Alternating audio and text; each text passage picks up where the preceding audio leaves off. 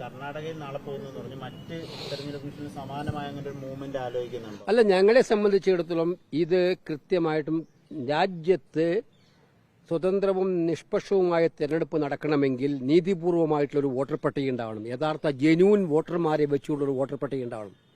അതിനു വേണ്ടിയിട്ടുള്ള ഒരു വ്യാപകമായിട്ടുള്ള പ്രക്ഷോഭ പരമ്പരകൾക്ക് തന്നെയാണ് ഞങ്ങൾ നേതൃത്വം കൊടുക്കുന്നത്. നാളെ ബാംഗ്ലൂരിലുണ്ട്, 11-ാം തീയതി ഡൽഹിയിൽ ഇന്ത്യ പ്രതിപക്ഷ എംപിമാരുടെ മാർച്ചുണ്ട് ഇലക്ഷൻ കമ്മീഷൻ നേരെ. ഞങ്ങൾ ഇന്നലെ പ്രഖ്യാപിച്ചതാണത്. 17 മുതൽ രാഹുൽ ഗാന്ധിയും അവിടുത്തെ മഹാഗഡ്ബന്ധൻ നേതാക്കന്മാരും തേജസ്വി യാദവ് അടക്കം നേതാക്കന്മാർ നയിക്കുന്ന 14 ദിവസം നീണ്ടു നിൽക്കുന്ന യാത്ര ബീഹാർ നടക്കുന്നുണ്ട് ഈ ഒരൊറ്റ ഇഷ്യൂ വെച്ചിട്ട്. അപ്പൊ ഞങ്ങൾ ഈ വിഷയം വിടാൻ പോകുന്ന പ്രശ്നമില്ല. അവർക്ക് പൊള്ളും. BJP-ക്കാർ ഇറങ്ങിയിട്ടുണ്ട്, കള്ളി വെളിച്ചു താവിക്കൊണ്ടിരിക്കുകയാണ്. ഈ കള്ളന്മാരുടെ കള്ളി കൃത്യമായി വെളിച്ചത്ത് കൊണ്ടുവരും. ഇപ്പോൾ അതിന്റെ വിരളി പഠിപ്പിച്ചുകൊണ്ടതിലെ സമീപനാണ് അവരുടെ ഭാഗത്ത് ഉണ്ടായിക്കൊണ്ടിരിക്കുന്നത്. വരട്ടെ. നേരത്തെയും സമാനമായ ആരോപണങ്ങൾ ഉന്നയിക്കുമ്പോഴും ഈ കമ്മീഷൻ തള്ളുന്ന നിലപാടാണ് അവരുടെ ഭാഗത്തുണ്ടായിട്ടുള്ളത്. അപ്പൊ അതിന് സമാനമായ അല്ല, ഞങ്ങൾ പറഞ്ഞല്ലോ, അതുകൊണ്ടാണല്ലോ പാർലമെന്റിൽ ചർച്ച ചെയ്യാൻ പറഞ്ഞാൽ ചർച്ച ചെയ്യേണ്ട. ഇതൊക്കെ വരുമല്ലോ പുറത്ത്.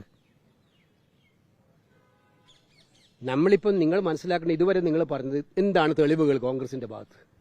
നിങ്ങളിങ്ങനെ പറയുന്നുണ്ട് അട്ടിമറി നടന്നു. ഇന്ന് ഞങ്ങളൊരു അസംബ്ലി കോൺഫറൻസിൽ 1,00,000 വോട്ടിന്റെ കണക്കാണ് അറിഞ്ഞിരിക്കുന്നത്. 1,00,000 വോട്ടിന്റെ കണക്ക് നിങ്ങൾക്ക് തന്നെ കോമൺ സെൻസിൽ മനസ്സിലാക്കാൻ പറ്റും. ആ അസംബ്ലിയിൽ ഏഴ് പാർലമെന്റിൽ 7 അസംബ്ലി ഉണ്ട്. 6 എണ്ണം എണ്ണിക്കഴിഞ്ഞപ്പോൾ 86,000 വോട്ടിന് ലീഡ് ചെയ്യായിരുന്നു കോൺഗ്രസ് കാൻഡിഡേറ്റ് മൻസൂർ അലി. 7ാമത്തെ എണ്ണിയപ്പോൾ 1,14,000 വോട്ടിന് ലീഡ് അവർ ഒറ്റയടിക്ക് നേടുകയാണ്. മഹാരാഷ്ട്രയിലെ ഇലക്ഷന്റെ കാര്യം ഞങ്ങൾ പറഞ്ഞു, ഹരിയാനയിലെ ഇലക്ഷന്റെ കാര്യം ഞങ്ങൾ പറഞ്ഞു. അപ്പൊ അന്നൊന്നും ആരും വിശ്വസിച്ചില്ല. കോൺഗ്രസ് പറയുന്നത് കള്ളക്കണക്ക്. സത്യമാണ്, നിങ്ങൾക്കും വിശ്വസിക്കാൻ പറ്റില്ല, തെളിവ് വേണം. അതുകൊണ്ടാണ് കഴിഞ്ഞ 5 മാസക്കാലം ഞങ്ങളുടെ ഏറ്റവും വലിയ ഞങ്ങളുടെ റിസർച്ച് വിങ് ശക്തമായിട്ട് നടത്തി 10-40 പേര് ഒന്നിച്ചിരുന്ന് ഈ പറയുന്ന ആ കെട്ട് കാണിച്ച്, നേരത്തെ പത്രസമ്മേളനത്തിൽ കാണിച്ച അത്രയും കെട്ടുകൾ പരിശോധിച്ചിട്ടാണ് ഈ കണ്ടെത്തിയിരിക്കുന്നത്. ഇത് വിടുന്ന പ്രശ്നമില്ല. ഞാൻ പറഞ്ഞില്ല, ഇത് ക്വിറ്റ് ഇന്ത്യ സമരം പോലെയുള്ള ഒരു ഡു ഓർ ഡൈ പോരാട്ടമാണ്. പിന്നെ എന്തിനാ ജനാധിപത്യം? വോട്ട് ചെയ്യാനുള്ള അവകാശം സാധാരണക്കാർക്കില്ലാതെ ഈ വോട്ട് മുഴുവൻ കാപട്ടി നടത്തുകയാണെങ്കിൽ പിന്നെ ജനാധിപത്യത്തിന്റെ അർത്ഥമാണ് നമ്മൾ ഈ ചെയ്യുന്ന ജോലി എല്ലാം എന്തിനു വേണ്ടിയിട്ടാണ്? ആർക്കും കുറെ വോട്ട് ചേർക്കാം. നിങ്ങളത് കണ്ടതല്ലേ? അച്ഛന്റെ പേര് കണ്ടു, വീട്ടില്ല. ഒരു മുറിക്കകത്ത്, ഒരു മുറി വീടിനകത്ത് 80 വോട്ട്. അവിടെ പോയി നോക്കുമ്പോൾ അങ്ങനെ ഒരാൾ താമസയില്ല. ഇത് ഒരു മണ്ഡലത്തിൽ മാത്രമുള്ള കാര്യമാണ്. ഇങ്ങനെ 100 കണക്കിൽ മണ്ഡലത്തിൽ നടന്നിട്ടുണ്ട്.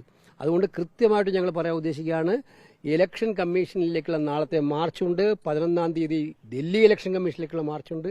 ഈ വിഷയം ഇന്നിപ്പോൾ ഞങ്ങൾ വൈകുന്നേരം ഇന്ത്യ സഖ്യത്തിന്റെ നേതാക്കന്മാരിൽ ഒത്തുകൂടുന്നുണ്ട്. അവിടെയും ഈ വിഷയം പ്രധാനമായും ചർച്ച ചെയ്യപ്പെടുന്ന ഈ വിഷയം തന്നെയാണ്. ഈ കൃത്രിമം ഇലക്ഷൻ കമ്മീഷന് നീതിപൂർവമായി പ്രവർത്തിക്കണം.